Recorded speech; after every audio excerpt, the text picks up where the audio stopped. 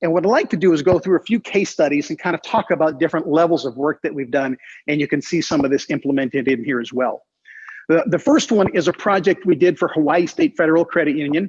And obviously this is over in Honolulu.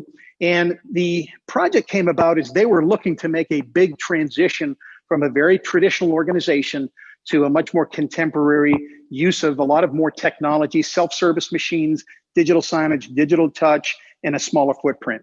So one of the first things that we did is we sent across the ocean, our discovery questionnaire.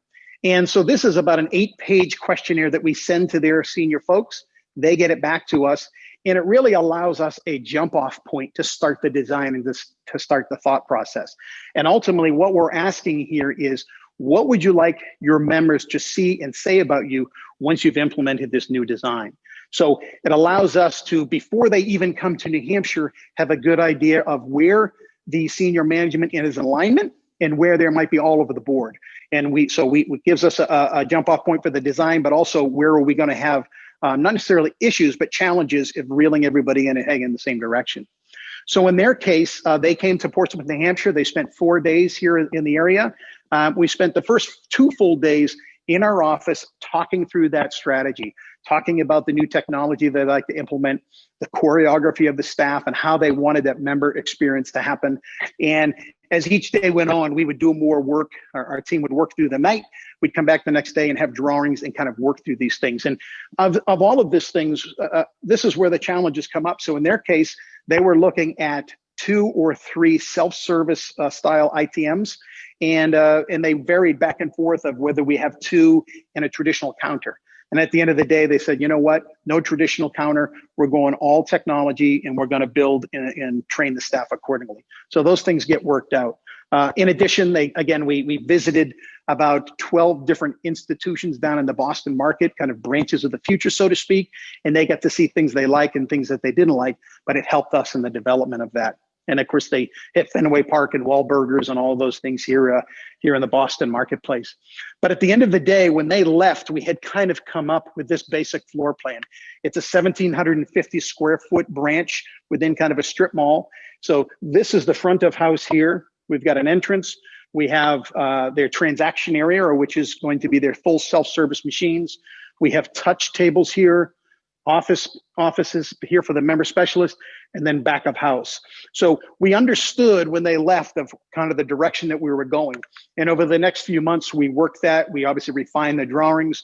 We looked at things like color palette, flooring, lighting, and all the merchandising as well. And then for them, we were able to put together some very nice renderings of the space. Again, for most of our customers, the first time they go through something like this, a big transition, it's very hard for them to understand really what it's going to look like and how it's going to act. So we're able to create these renderings, giving them a good idea of what the space is going to be before we kind of have full steam ahead and build out the project itself. In this particular case, what was unique is construction on the island is very expensive. So we had done a lot of work with Desert Financial in Phoenix as we literally built the entire branch, all the millwork. We'd had everything shipped to Phoenix. We packed it up in a cargo container and shipped it to Hawaii and literally unloaded it in the parking lot and fit out the branch. So a unique way to do it, but also cost savings as well. This was the Friday before the Monday opening. So I was out doing some training with the staff. So a lot of role playing on the digital side, choreography of the space. And on that following Monday, we opened the branch. And this is just a view of their self-service machines. So we had 1, 2, and room for a third, which will be implemented if need be later on. And again, very unique design for them, something that they really liked and is moving forward as well. And again, the barn doors in the back that if questions came up and you wanted to open the account, they could slip right behind the line, open the barn door, and be in a space to do that.